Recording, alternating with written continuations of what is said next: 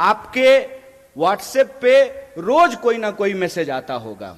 यहां नौजवान सब बैठा हुआ है, क्या व्हाट्सएप पे कभी मैसेज आया है कि नेहरू जी मुसलमान हैं? आया है कि नहीं आया है? आया है ना।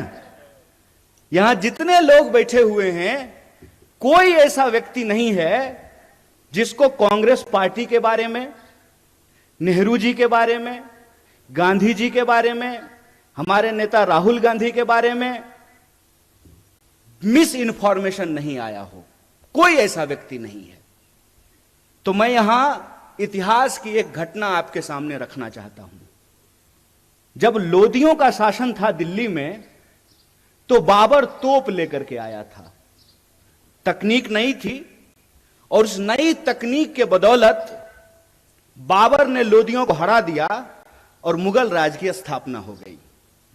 मुगल का राज चलने लगा और बाद में जितने भी मुगल शासक हुए वो यहीं पर रहे, यहीं पे उन्होंने शादियां की और उनके बाल बच्चे जो हैं वो राज करने लगे। फिर अंग्रेज बंदूक लेकर के आए, मुगलों के राज को समाप्त किया और अंग्रेजों की राज जो है वो स्थापित हो गई। 200 साल तक अंग्रेजों का राज रहा हमारे ऊपर।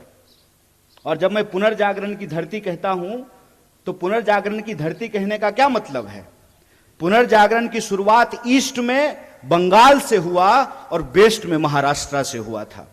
इसीलिए जब आप स्वतंत्रता आंदोलन के इतिहास को देखेंगे तो सबसे ज्यादा बंगाल और महाराष्ट्र के लोग इस देश की आजादी के लिए कुर्बान होने वाले लोग आपको मिलेंगे। तो फिर अंग्रेजों को, उस राज को कौन सी तकनीक से समाप्त किया गया? गांधी जी के हाथ में बंदूक तो नहीं था। और आप यह जान लीजिए, शहीद आजम भगत सिंह ने भी यह कहा कि क्रांति जो होती है, इनकलाब जो होता है, वो बम और पिस्तौल से नहीं आता है। कई बार हमारे जो नौजवान साथी हैं उनके व्हाट्सएप पे यह भी मैसेज आता है कि जब शहीद आजम भगत सिंह को फांसी हो। कई बार आप लोगों के सामने यह मैसेज आया होगा कि शहीद आजम भगत सिंह को फांसी हो रही थी और गांधी जी ने कुछ नहीं किया। यह तमाम जो चीज है इसको हमको समझना पड़ेगा। जबकि शहीद आजम भगत सिंह कह रहे हैं कि बम और पिस्तौल इनकलाब नहीं लाता है। बम का दर्शन भगवती चरण बोहरा ने लिखा था, शहीद आजम भगत सिंह ने नहीं लिखा था। तो वो कौन सी ऐसी ताकत थी जो अंग्रेजों के 200 साल के राज को समाप्त किया? उस ताकत का नाम क्या था? उस ताकत का नाम था सत्य। इस बात को याद रखिएगा। और सत्य की ताकत से भारतीय राष्ट्रीय कांग्रेस इस देश के आम लोगों को इकट्ठा करके, चंपारण जब गांधी गए थे तो किसानों का आंदोलन लड़ने के लिए गए थे। महिलाओं को जब इकट्ठा किया पिकेटिंग आंदोलन के लिए, शराबबंदी के लिए, तो महिलाएं आंदोलन कर रही थी, आदिवासी आंदोलन कर रहे थे, दलित आंदोलन कर रहे थे, शेतकरी आंदोलन कर रहे थे, कामगारों का आंदोलन हो रहा था। और तमाम आंदोलनों को इकट्ठा करके महात्मा गांधी ने, जो अंग्रेजों के हाथ में बंदूक थी, बड़े बड़े जंगी जहाज थे, सत्य की ताकत से उसको परास्त कर दिया और 15 अगस्त 1947 को इस देश को आजादी मिल गई। आज यह बात मैं आपके सामने क्यों कह रहा हूं? आज फिर एक तकनीक की ताकत लेकर के कोई आया है जिसका नाम दिया गया है सोशल मीडिया। बताइए, नाम है सोशल मीडिया और काम इसका सबसे ज्यादा अनसोशल है। सबसे ज्यादा अनसोशल है। अनसोशल कैसे है? घर में अगर कोई बर्थडे पार्टी हो रही हो तो देखिएगा कि 4 लोग मोबाइल लेकर के ना ऐसे कोना में मुंह घुमाए रहता है। यह हमको सोशल नहीं बना रहा है, यह हमको अनसोशल बना रहा है।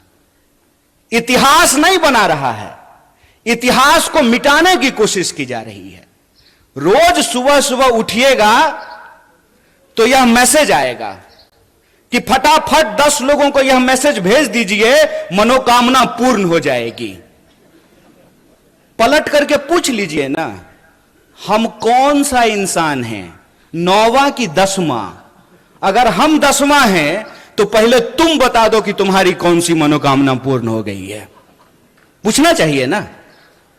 मैं ये कहानी अक्सर लोगों से पूछता हूं, आजाद होने का क्या मतलब होता है?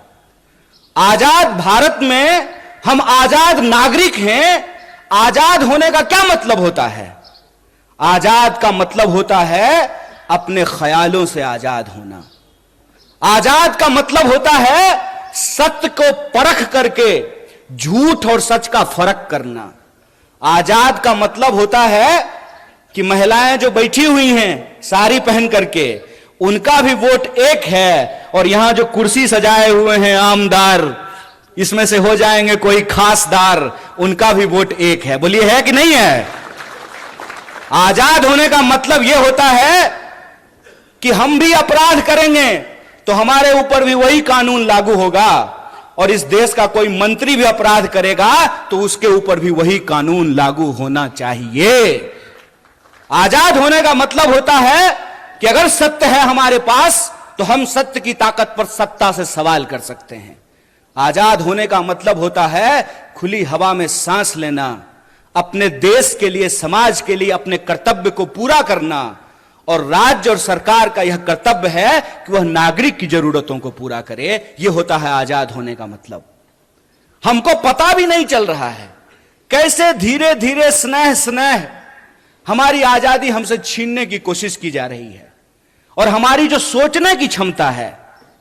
ऐसे ही आप पुनर्जागरण की धरती के लोग नहीं हैं। आप इसलिए पुनर्जागरण की धरती के लोग हैं क्योंकि आपकी मिट्टी से संत तुकाराम पैदा हुए। इसीलिए आप पुनर्जागरण की धरती हैं कि आपकी मिट्टी से सावित्रीबाई फूले और ज्योतिबा फूले पैदा हुए। इसीलिए आप पुनर्जागरण की भूमि है कि आपकी मुट्ठी पे डॉक्टर बाबा साहब भीमराव अंबेडकर ने उसको अपनी कर्म भूमि बनाने का काम किया।